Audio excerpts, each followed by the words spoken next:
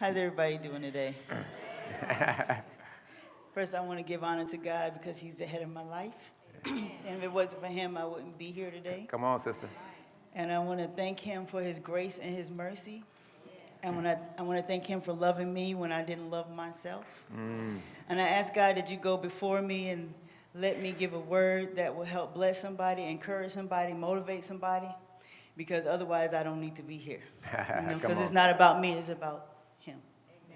But before I start, I want to come over here and touch this carpet. I'm going to tell you why I want to touch the carpet. I had a dream 4 times last year that I would be speaking in a place like this, and it had carpet like this, and it had these steps. Come on, sister. And in the dream, I was doing this.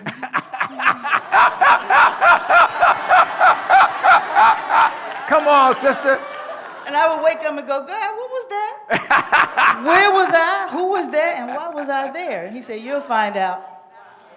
It's not for you to know, it's just for you to walk. Like he said, continue in him, keep walking, keep talking, keep believing, keep having faith. And I'm like, but I'm not a minister, Lord, and that kind of look like a church. So I'm going to back up a little bit. Yesterday, I spoke at Jewel Diamond's Taylor Conference. It was my first time speaking in front of a big group. You know, I've taught, 20, 30, but she had about 300 people. So when I went in there, I said, okay, God, this is it. This is it. This was the dream. Yeah, this was the dream. I was speaking. I'm, doing the public thing, speaking, but they had a little itty-bitty stage. And I said, okay, well, I'm speaking in front of people. I'm giving the word. I'm doing what I have to do. So when I walked in here, I was like, oh, God, you got jokes. And so Pastor Smith asked me to come speak at his church afterwards. And I said, can I get back with you on that? Can I get back with you on that? And so my daughter was there, and my best friend Beverly, and my assistant and friend Ashley was there. And so my daughter said, well, God, Mom, you've been saying you want God to enlarge your territory. Now he opening the door, and you scared to go through. And she was like, well, it only took you 15 minutes up there, so don't you have 15 minutes tomorrow? And I was like, you know what, y'all get on my nerves. I just want to go eat a fat burger and go lay down in the hotel. I ain't trying to do this again. It's a wrap. She was like, no, So I want to talk about doors, how God will position you to walk through a door. Because he said to have faith of a mustard seed. And you can't please God without faith. But it also says faith without works is dead. Dead. So you can have all the faith as a basketball. Forget the mustard seed. But if you're not walking in it, and you're not moving, and you're not believing, and you're not writing, and you're not studying, ain't nothing going to happen. So I'm going to tell you a little bit about my life. I'm an entrepreneur. I'm a serial entrepreneur. I've been an entrepreneur since I was 20. I think I was 21. So I graduated from college. It took me 5 years to graduate because I couldn't read and I couldn't spell when I went to college. But, I was faking the funk. I got in through one of them EOP programs. Come on, sister. Equal opportunity. Come on. If you have a good grade, you got to keep that grade, so otherwise they kick you out. So I'm like, I'm in there. Yeah. I'm in there. When I had to do writing one-on-one and I couldn't spell half the words, Lord, so they sent me to the writing center. The little center where you go get help after class. I'm like, somebody shaking their heads. You know what I'm talking about. Yeah, so it took me 5 years to graduate instead of 4. So I wanted to be a child psychiatrist because I had a very tumultuous life as a child. I went through physical abuse, emotional abuse, the whole thing. Had a grandfather that was a pastor, and, he was doing things to me that he should not have. My grandmother was chocolate brown with hair down to here, and here I was, a little light-skinned girl. So she, there was an issue with that. Plus I had to fight in school almost every day because of how I looked. It was a daily fight. I got cut from my ear to my mouth. This was hanging out, at a young age. And it just goes on and on and on. But that's not what I want to come here to tell you, but I want to tell you that a lot of stuff that happens to you as a child, you go through it for a reason.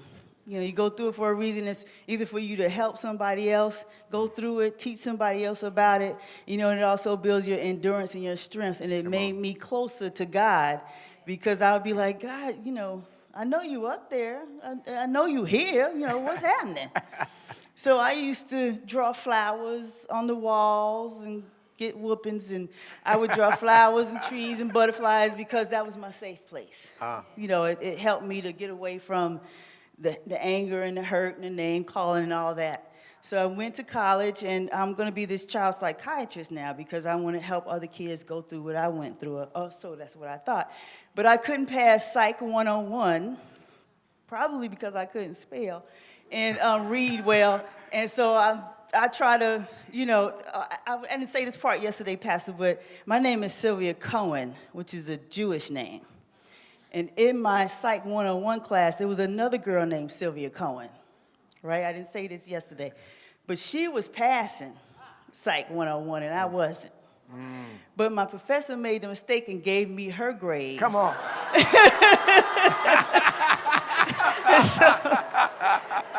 So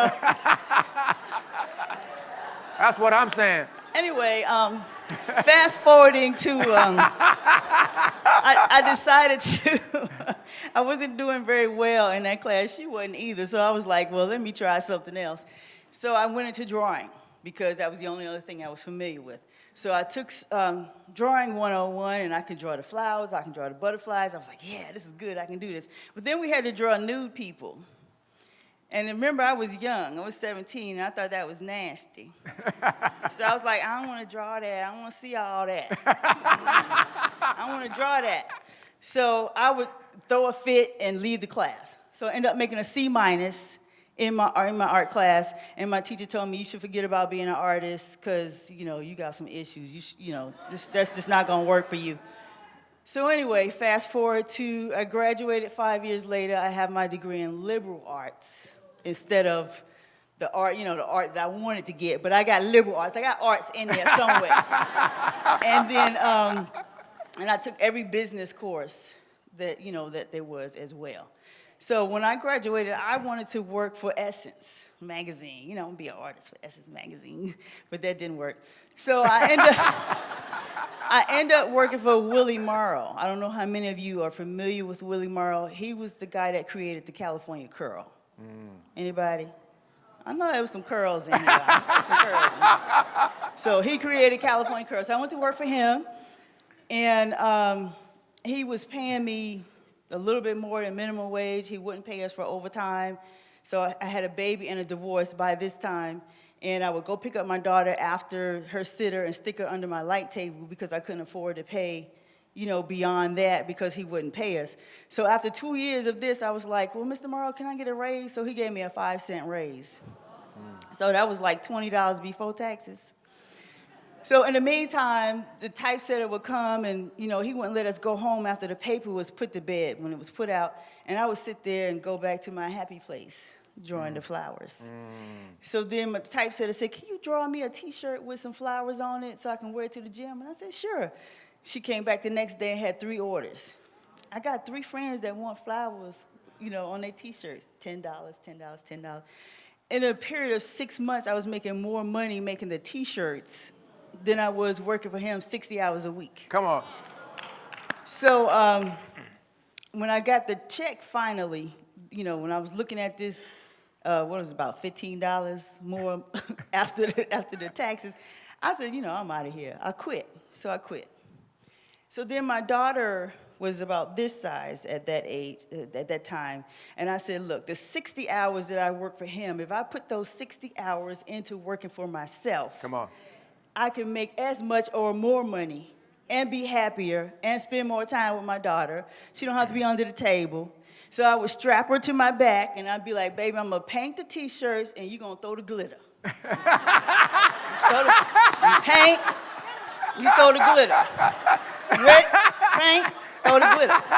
So that's what we did from Monday to Friday. On Saturday, I would put her in the front in the car seat, and I'd stack up the T-shirts in the back of my Volkswagen Bug. and I would go around and sell my shirts. So that was my first business, which was called ASO, Another Sylvia's Original at that time. So I was doing really good, and I wanted to take it to the next level. I was like, okay, Lord, I'm ready to get in a couple of stores and do a couple of things. And I would I lived in San Diego at the time, I would go to Del Mar, Carlsbad, where all the really nice, fancy stores are, and say, I want y'all to put my T-shirts in your store. So some people be like, what you want, little black girl, what you want? And so they wouldn't do it. So I hired a white girl, beautiful girl, blonde hair, blue eyes. We're still friends to this day. And I said, girl, I just want you to put this T-shirt on, walk up and down the street, go in there, and they'd be like, oh, that shirt cute. Where you get it from? Bam! And I've been in car. So I end up selling shirts all over California. Come on, sister. That's how I lived for years, selling my shirts, doing well. So that was that business going to the next level. So then my daughter now, she's about this size, and she always wanted to since she was 4, be an actress.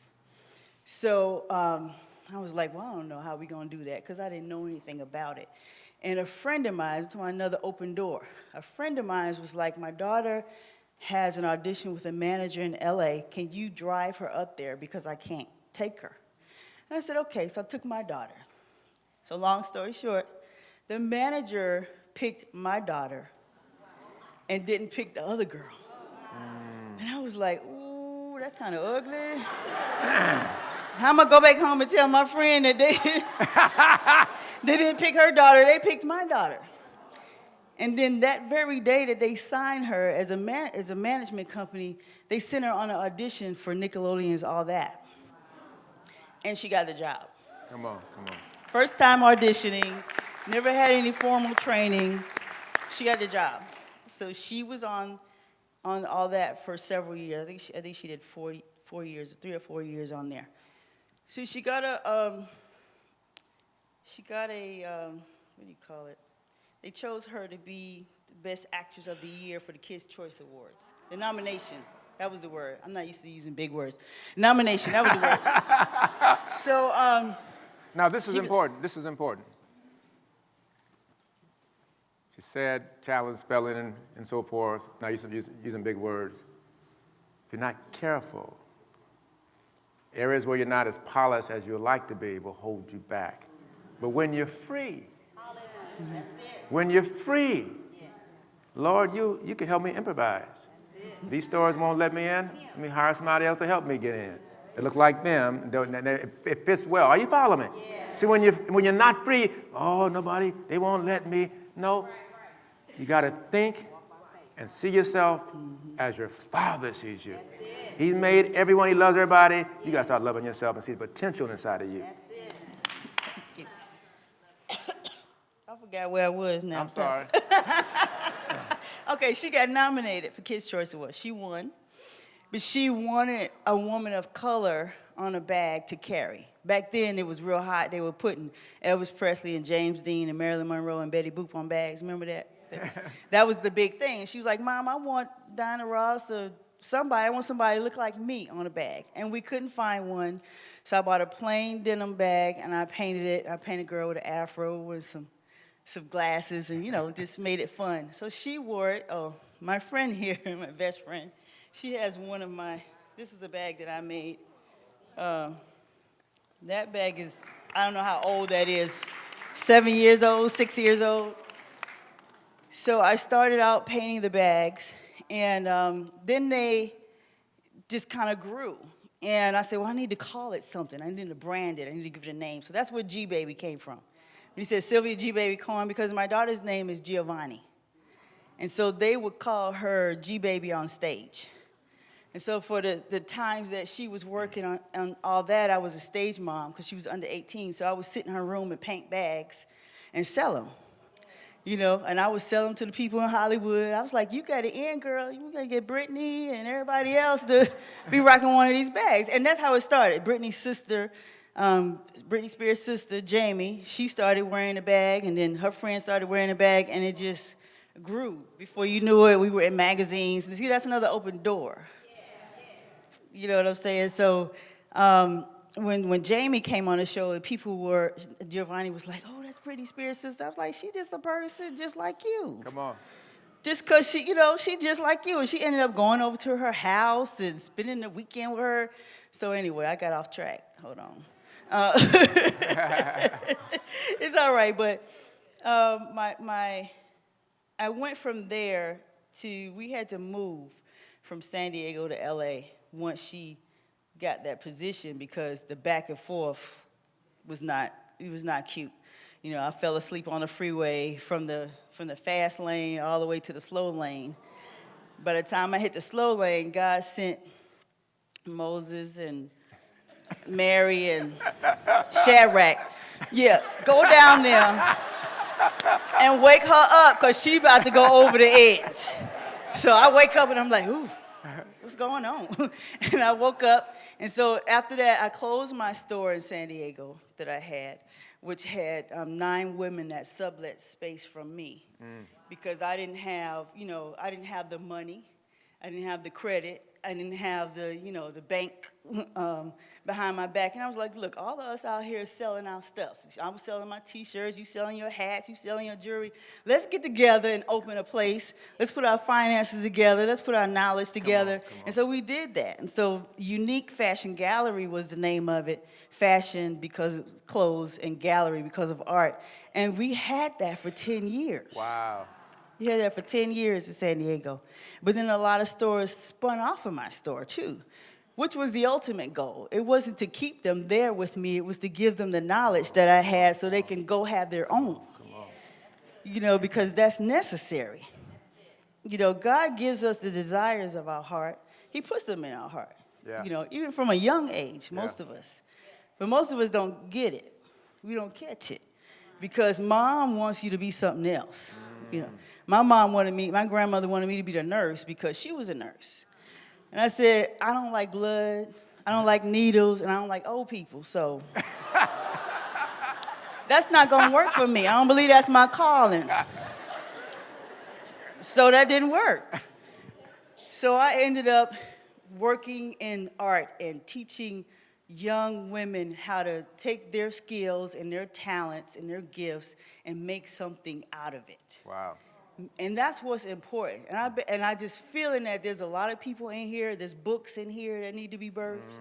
There's people that make jewelry, there's people that do hair, there's people that do different things. And for one reason or another, we tend to be afraid to step out on faith because that check every 2 weeks look good. You know what I'm saying?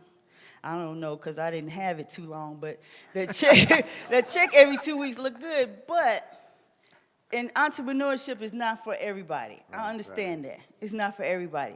But if you have that drive in you and it just keeps coming up that you want to do this and you start having dreams about carpet like me, you start having dreams and it's just what you really want to do, then don't be afraid to do it because if he give you the vision, if he provide, he'll guide. Come on. If he guide, he'll provide. He'll come and say, look, go to this place or go to that place or go on the internet and look this up. How I got to speak with Jewel Diamond Taylor was I do an event in Atlanta called Gumbo Gifts and Goodies. And a friend from LA comes to Atlanta to vend. And so she came and she said, oh, I'm going to vend at Jewel's place. She's doing a women's conference. And I said, I want to speak there. I think that was my dream. I want to speak there. And she said, well, call her. So I called her and I said, hey, Jude, it's Sylvia. She goes, oh, you want to vend? I said, yeah, I want to vend, but I want to speak there. Can I do that? She said, sure, no problem. Now, if I was afraid to step forth and ask, sometimes you got to ask. Come on. Because they don't be giving it out all the time. You just got to step up and be bold and snatch it. Like he said, I'm a child of God. I know who I am. I know that when he put it in me, he's going to bring it, and it's up for me to grab it and take it out the air, right? That's it. That's what you have to do. You can't be scared. What are you scared for? You got to let your faith be bigger than your fear. That's most important. Your faith be bigger than your fear. One last thing before he kicked me off the stage. I have a journal out there that I created 3 years ago.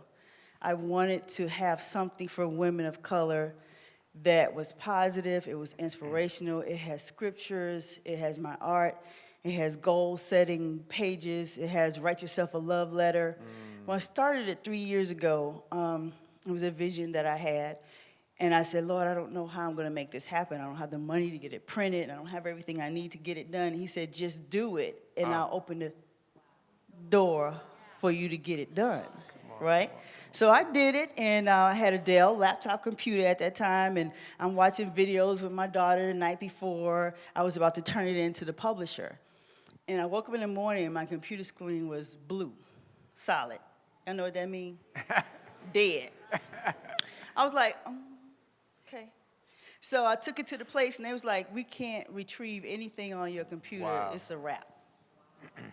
And so I called the publisher, and I was like, I need some more time. And so I was praying. I was like, God, why? You know, you told me to do it. I did it. He said, that wasn't it. You got to go a little deeper. You got to come from here. Come on. He said, I'm giving you that because it's going to heal and help and motivate and encourage women, and you just did some little, you know, that wasn't it. So I did it over.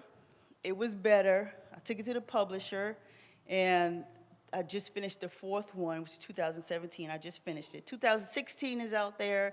It's the best-selling calendar that the company's had for the past 3 years. Come on. So I just want to encourage somebody and leave you with, you know, if you have the desire, step out on faith, write it down, you know, make it plain. God will make a way. If you have faith, he'll make a way. He will. I can tell you that from truth. Okay? God bless you.